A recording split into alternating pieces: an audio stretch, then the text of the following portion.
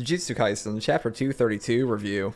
And if you like JJK and other anime content, subscribe for more. And we are coming straight out of the most brutal break in recent memory with over 2 weeks. That's the longest since Chapter 221. And it was worth the wait because this chapter is a banger, and it wastes no time, and we get directly back into the fight between Gojo versus Sukuna and see the wheel spin for a second time. We get a beautiful spread of Gojo starting to form blue orbs in his hands, or what looks to be similar to Azure Glow, which rips apart the lower part of the highway. It's kind of hard to tell if he made an actual active orb or he was just using the basic attraction of blue. But either way, Sukuna backflips out of this onto a pillar underneath the highway, and then Gojo spawns a bunch of blue orbs in the shape of his Dharma Chakra around him. When I initially saw Gojo do this, I figured he was just trolling, which he still kind of is, but it's interesting to note that the eightfold path is represented by the Dharma Chakra wheel, which is the path to enlightenment. And like 2 chapters ago, Sukuna called Gojo unenlightened, so he's tossing the path to enlightenment directly at him, when all these blue orbs converge on Sukuna and start to rip apart the underpass.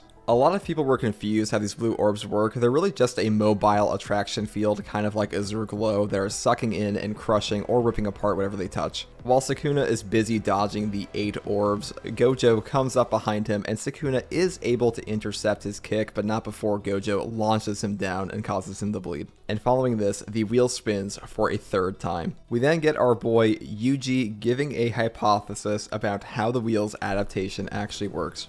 With the question, does the wheel adapt after taking one attack and waiting for a period of time, or does it adapt incrementally to each attack? With Kashimo saying both options are possible, and we're probably going to get an actual answer to this eventually, and the answer to that question is going to give us a pretty good insight into why Sukuna was fighting the way he was in this entire fight. We then follow Sukuna, who was knocked through a window, as Gojo chases after him and Mei's crows fly into the room, in case you ever wondered why they're still able to see them. Gojo thinks this is his chance to launch Red Reversal at Sukuna, saying, "I'll give him hell." He is thoroughly convinced I am only using the blue laps. He forms the curse technique Reversal Red, fires it at Sukuna. Sukuna catches wind of this and activates his domain amplification. Sukuna minimizes the damage with his amplification and notes to himself that the neutral infinity can be completely bypassed, but Red Reversal and blue can only be partially minimized at full output. So that explains why at the start of the fight in Chapter 223, when Gojo launched the 200% purple, Sukuna's arms still got burnt off. Sukuna says that Gojo is being sloppy, and then Gojo responds with, "The actual red orb has yet to detonate." And Sukuna is slammed in the back with a detonated Red Reversal, noting that the building's layout allowed it to travel all the way around directly into his ass. And Gojo full stops the force of the red, shoving Sukuna into him with a black flash blue suction punch. And this is probably the most powerful punch we have ever seen in Jujutsu Kaisen, just because of everything that went into it. This is like 2 cars colliding on the highway head on, except one of them's a fist and the other one's a guy's sternum. Yuji takes note of the black flash almost in disbelief as Sukuna's eyes go white like he's a jumped mojito, and the wheel starts to tumble off the back of Sukuna and collapses to the floor before it begins to spin, and Gojo sinks into the shadow as the hands of Mahoraga reach out, and Gojo takes a direct slash by the Sword of Extermination across his chest. And the chapter ends in another cliffhanger, which seems to be a pretty common theme of these chapters, saying the sword encroaches upon his life.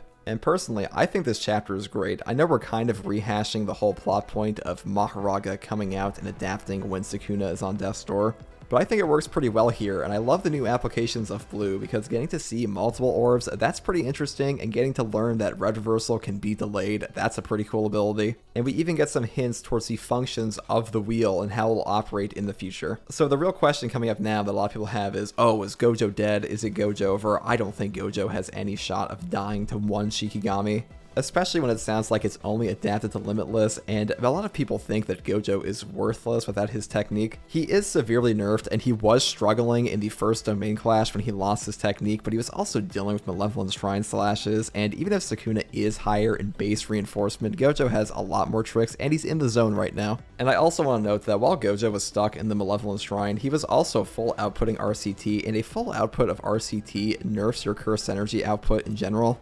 We see this with Yuki when her technique is dampened by her use of RCT, and we see it when Sukuna says he is moving quite well despite full output of RCT. So this Gojo is free of the nerf of having to RCT 24/7 while simultaneously being in the zone, which should make consecutive black flashes easier. So even if Mahoraga is fully adapted to Limitless, though it just sounds like it's adapted to Infinity, I wouldn't give up on Gojo. He still has options, and he can still use his technique in other ways that are not direct combat with Mahoraga. And another huge question here is, will Sukuna be asleep next chapter? Maybe, but we didn't see him fall over. Mahoraga was still summoned. Some people think there might have been a binding vow around it. We don't actually have any statements on that yet. And we also know Sukuna is fully capable of detaching the wheel from his back of his own free will.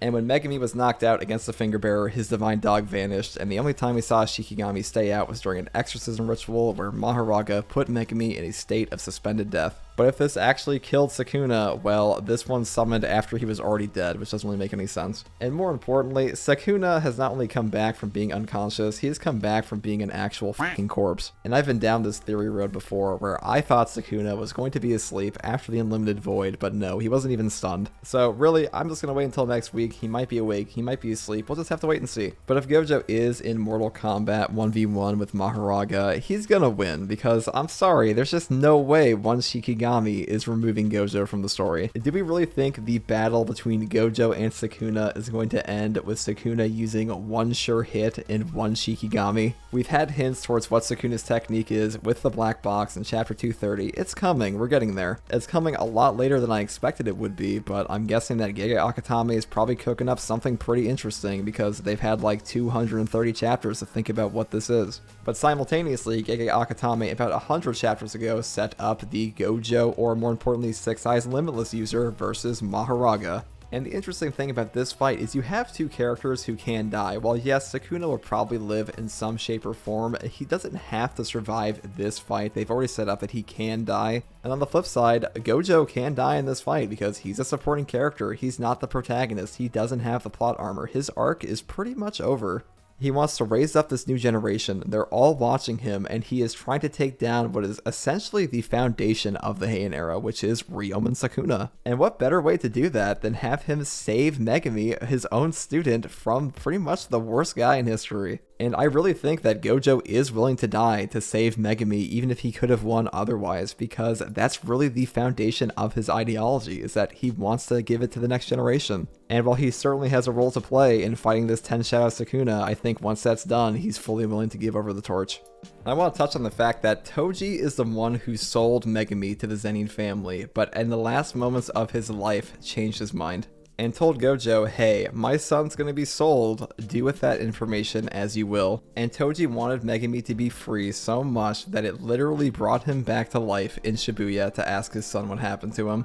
And Megumi is also Gojo's first student, and really the first person he ever put his ideology into practice of bringing up a new generation. And I think he believes in giving Megumi and the rest of his students a future so much that he is 100% willing to die for him. The same way Toji was, so I don't think Gojo being dressed like Toji, having all of these callbacks, is for nothing. Because in a lot of ways, saving Megumi here, that's the climax to Gojo's character arc. And when it comes to saving Megumi and giving him back his freedom from Sukuna, he really does have to win. But that's just my opinion, and I want to hear yours. What do you think about this chapter, Gojo versus Mahoraga, or do you think Sukuna is taking one giant dirt nap? Let me know in the comments below. If you like content like this, subscribe for more. And as always, thanks for watching.